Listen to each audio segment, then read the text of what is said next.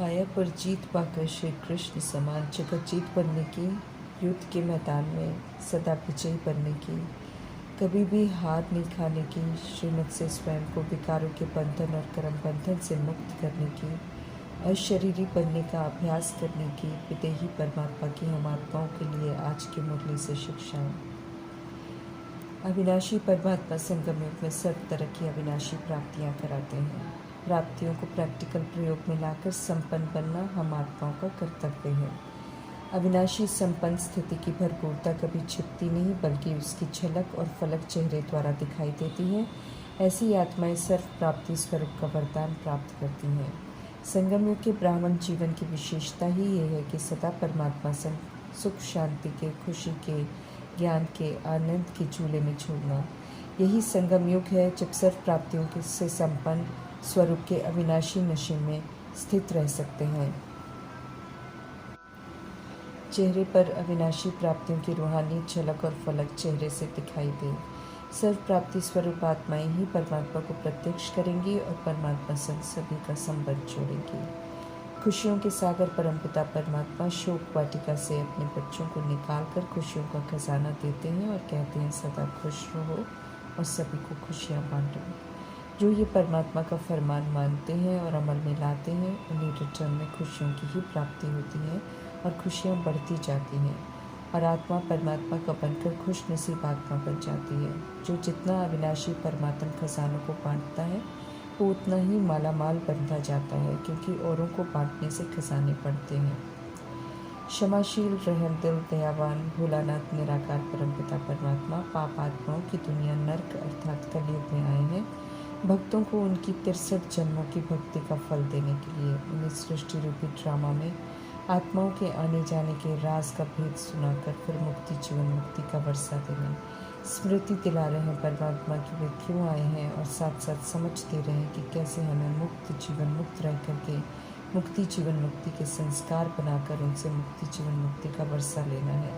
समझ मिलती है कि जैसे सतगुणी निर्बंधन आत्मा ऊपर से नीचे आई थी, ऐसे ही निर्बंधन बनकर वापस जाना है। समझ से सातों गुणों को सभी के प्रति यूज कर निर्बंधन बनना है। समझ मिली है कि आपस में भी अभिमान की बुराइयों का लेन देन करके हम सब बंधनी आत्मा बन जाते हैं। अब अच्छाइयों से व्यवहार कर निर्बंधन बनना है और अशरीरी बनने का अभ्यास कर देह के भान को भुलाना है। जीवन मुक्ति के वर्षे के लिए सभी के साथ रहते हुए ट्रस्टी बन सभी को प्रभु की अमानत समझकर उनके साथ श्रीमद् प्रमाण व्यवहार में आना है। इससे पुराने हिसाब किताब चुकते हो जाएंगे, नए और कोई हिसाब किताब नहीं बनेंगे। इस विधि से जीवन में रहते हुए जीवन मुक्त अवस्था के संस्कार बनेंगे, जो हमें जीवन मुक्ति के वर्षे का हकदार बनाएंगे। पुरुषार्थ की विधि भी बताते हैं कल्याणकारी परमात्मा, साथ साथ खुद को चेक करने की निशानियाँ भी बताते हैं, जिससे हम समझ सकें कि राजाई मर्तबे प्राप्त करने की तरफ चल रहे हैं या नहीं। समझ देते हैं मीठे परमात्मा की जो मातेले बन निराकार परमपिता परमात्मा पर पूरा बलिहार जाते हैं, अर्थात जिनका कर्मेंद्रियों पर पूरा अधिकार होता है और उनके द्वारा जो श्रीमत पर एक्यूरेट चलते हैं, वे राजाई का मर्तबा प्राप्त करते हैं। जो परमात्मा पर बलिहार नहीं जाते हैं, वे अपनी मनमत पर भी चलते हैं, कर्मेंद्रियों रूपी प्रजा के अधीन होते हैं। वे श्रीमत की अवज्ञा कर यहाँ संगम युग के भी एक जन्म में अधीन, तो भविष्य में भी 2500 वर्ष प्रजा का मर्तबा लेते हैं और सौतेले बच्चे कहलाते हैं। अब सभी संगम युग के वर्तमान समय अभी संगम युग के वर्तमान समय में हम कैसा पुरुषार्थ करते हैं वो तय करता है। श्रीमत पर चल जो राजा बन शरीर रूपी राजधानी को चलाने में अभी कामयाब हो जाते हैं, वो अपने ही योग बल से राजाई का तिलक लेते हैं।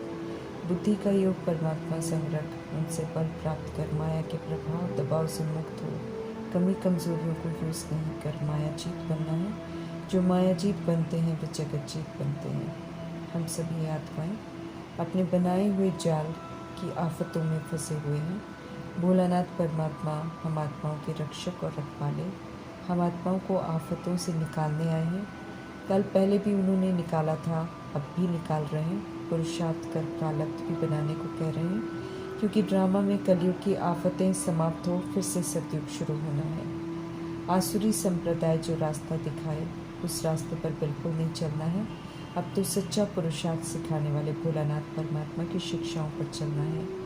बेहद की नॉलेज देने वाले भोलानाथ शिव की सुननी है। सतगुरु परमात्मा भी सत्य से परिचित करा रहे हैं, तो झूठों का साथ छोड़कर सतगुरु से सत्य सुनना है और उनकी श्रेष्ठ मत पर चलना है। सत बाप, सत टीचर, सतगुरुपन। भोलानाथ परमात्मा सब तरह की भटकन से छुड़ाते हैं और सच्चा रास्ता बताते हैं। कमज़ोर बन गई हम आत्माओं को पुनः उमंग उत्साह दिलाकर युद्ध के मैदान में खड़ा करके कहते हैं कि 5 विकारों पर जीत पहनो और श्री कृष्ण समान देवता बनो। समझ देते हैं कि जैसे ब्रह्मा की आत्मा मायाजीत बन कृष्ण बनते हैं, ऐसे मायाजीत बन उनके साथ पाठ बजाने वाले प्रिंस प्रिंसेस बनो।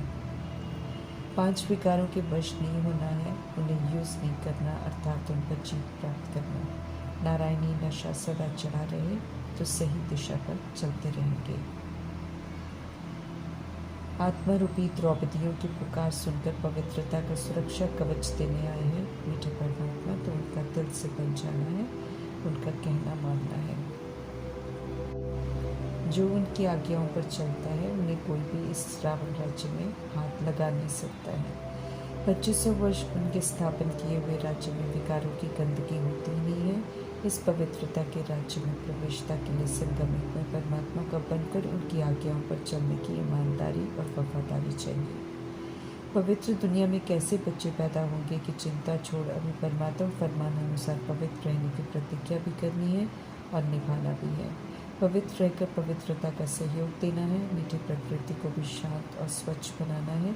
हमारा पवित्र रहना हमें भी सुखी तो वायुमंडल को भी सुखदायी बनाएगा। ईश्वरीय पढ़ाई अच्छी रीति पढ़कर अच्छी रीति धारण कर उच्च मर्तबा प्राप्त करना है, उनकी ही दैवी मत पर चलना है। समझ देते हैं मीठे परमात्मा की मेरे साथ योग लगाकर हम आत्माएं पवित्र बन सकती हैं और कोई उपाय नहीं। समझ देते हैं कि आत्मा पवित्र हो जाएगी तो शरीर भी खलास हो जाएगा, इसलिए शरीर से डिटैच रहने का भी ध्यान रखना है। सब कुछ करते प्रभाव मुक्त, लगाव मुक्त, दबाव मुक्त रहने का भी अटेंशन रखना है। पवित्र आत्मा को पवित्र शरीर मिलेगा। जो श्री श्री की श्रीमत पर एक्यूरेट चलते हैं और संपूर्ण बनते हैं, वे सूर्यवंशी बनते हैं और श्री श्री का टाइटल प्राप्त करते हैं। जो खुद से युद्ध करते हैं संपूर्ण पवित्र बनने में और नापास हो जाते हैं, वे चंद्रवंशी बनते हैं और श्री का टाइटल प्राप्त करते हैं। श्री श्री जगत गुरु कहते हैं, अब श्रीमत पर चलो, सिर्फ श्रीमत रूपी अंगुली पकड़ मेरे साथ साथ चलो। जो श्रीमत कहती है सो करते चलो, पवित्र जरूर रहो।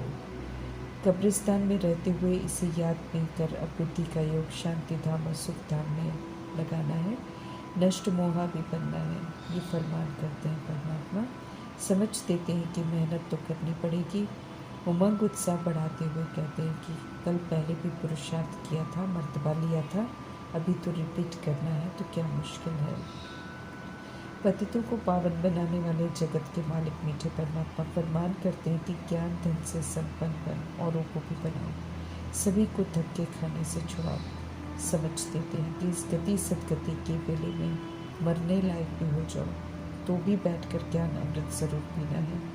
याद में जरूर रहना है, तभी विक्रम विनाश होंगे, तभी मोह जीत बनेंगे। भक्ति के ये फल है जो परमात्मा से मिलते हैं, इन्हें गंवाना नहीं है।